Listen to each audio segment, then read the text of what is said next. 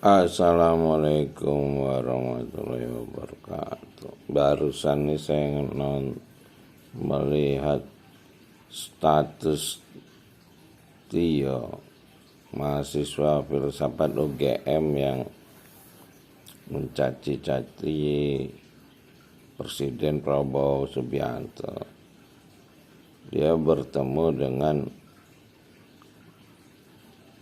profesor, berarti profesor ini orang akademisi yang dulunya pendemo juga. Jadi memang kampus ini juga diajar oleh para pendemo. Jadi pendemo di Indonesia ini udah bergenerasi.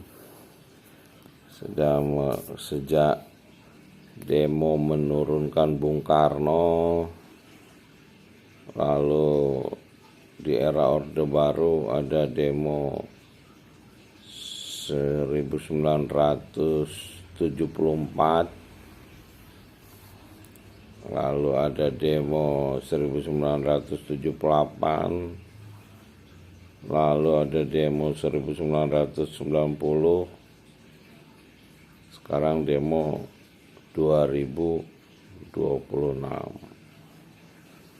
Jadi demo ini udah melahirkan regenerasi. Kalau dari 1966 itu berarti sekarang 36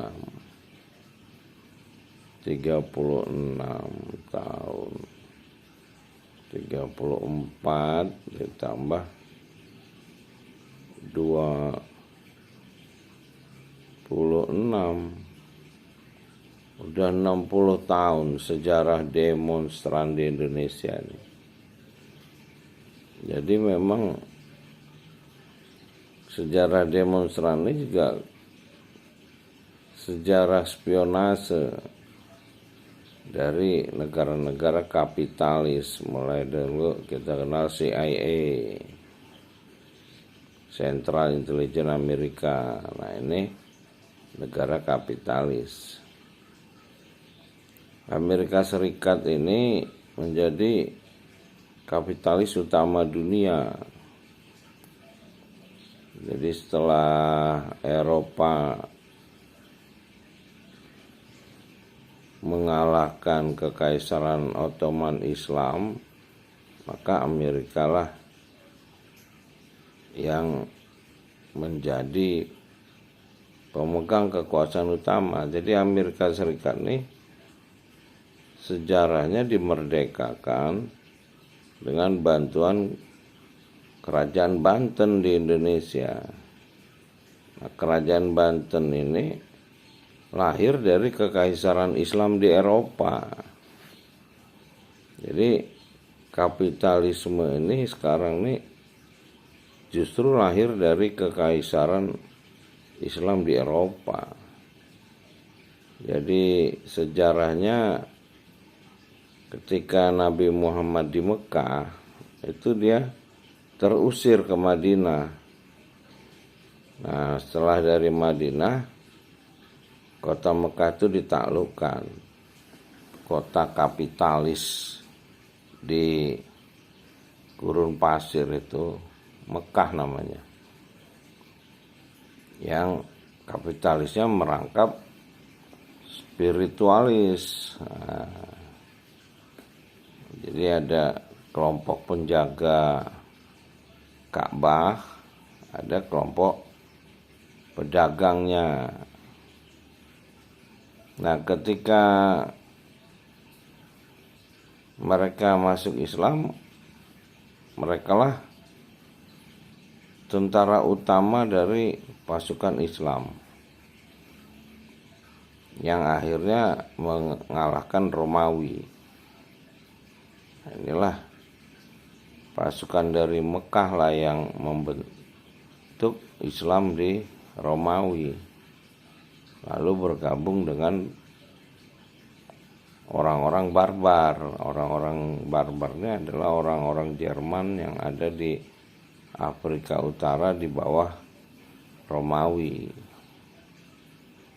Nah, dari pasukan barbar ini mereka membangun kerajaan Islam pertama di Andalusia, Spanyol. Nah, lalu bertemulah dengan kekuatan Islam dari timur yang dibangun oleh Persia.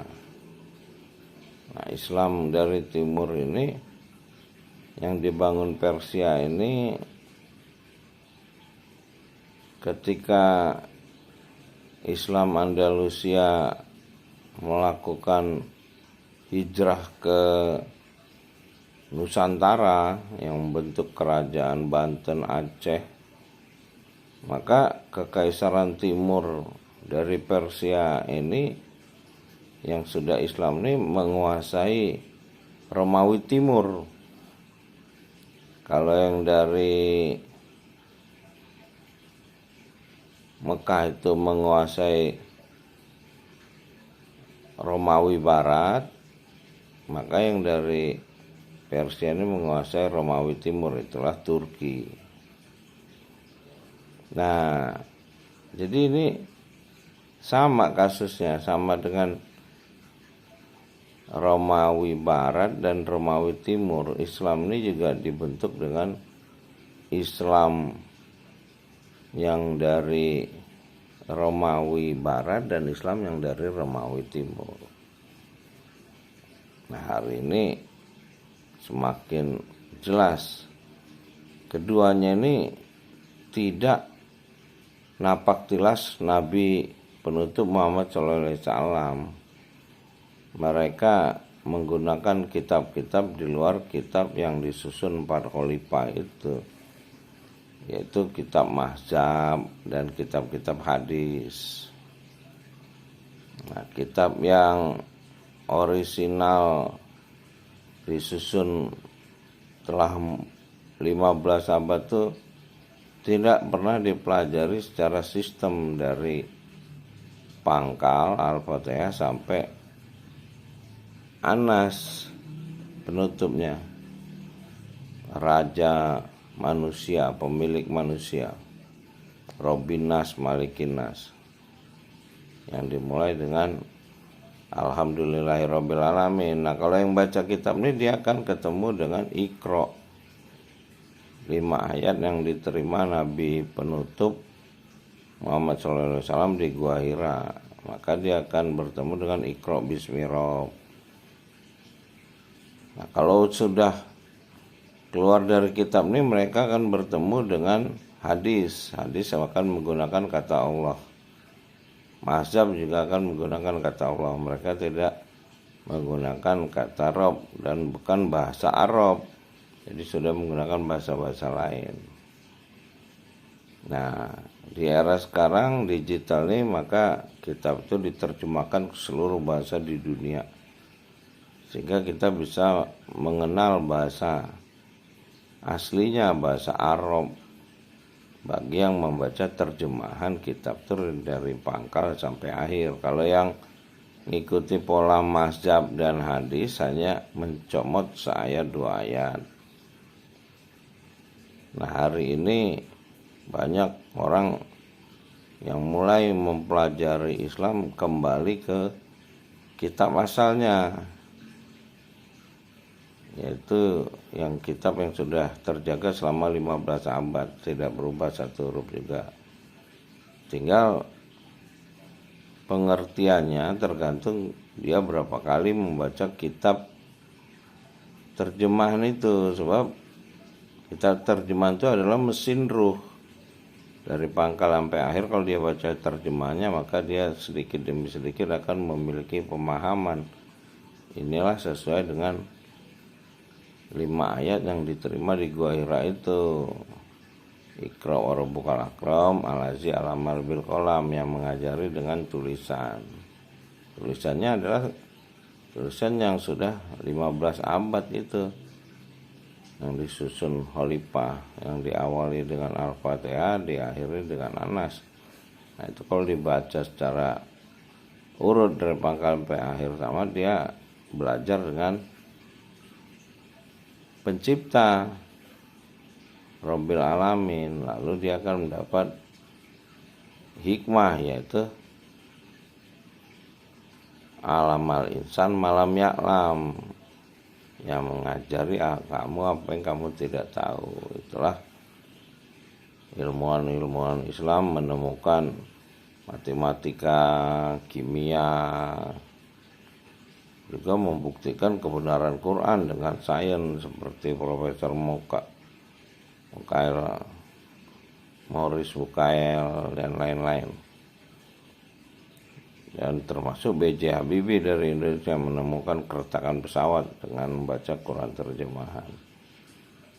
Nah, hari ini ya sudah tinggal kemauan aja. Kalau ada manusia yang punya kemauan mencari siapa yang menciptakannya, dia akan mencari dengan membaca. Orang yang tidak membaca, dia tidak akan mengenal Tuhannya, tidak mengenal dirinya, dia hanya terbawa arus kehidupan saja.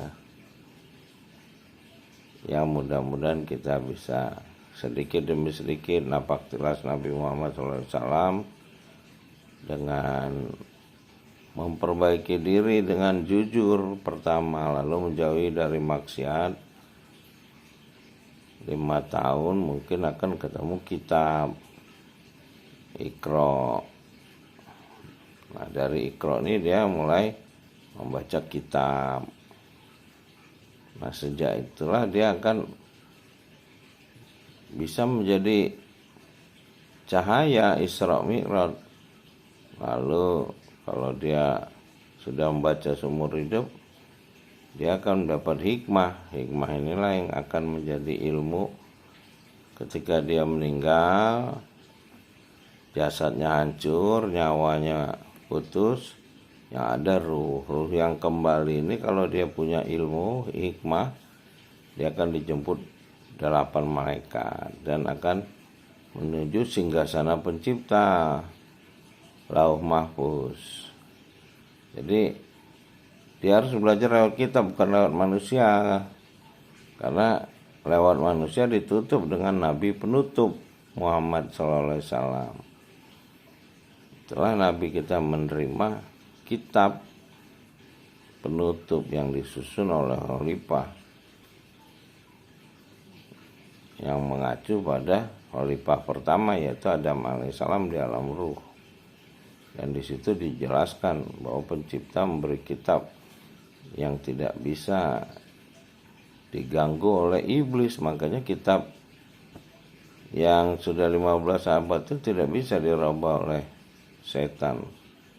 Nah, pengertiannya ya tergantung orang yang mau belajar apa tidak dengan terjemahan. Karena walaupun dia bisa bahasa Arab, orang Mekah dulu memusuhi Nabi, mengusirnya. Jadi harus dengan terjemahan. Karena terjemahan itulah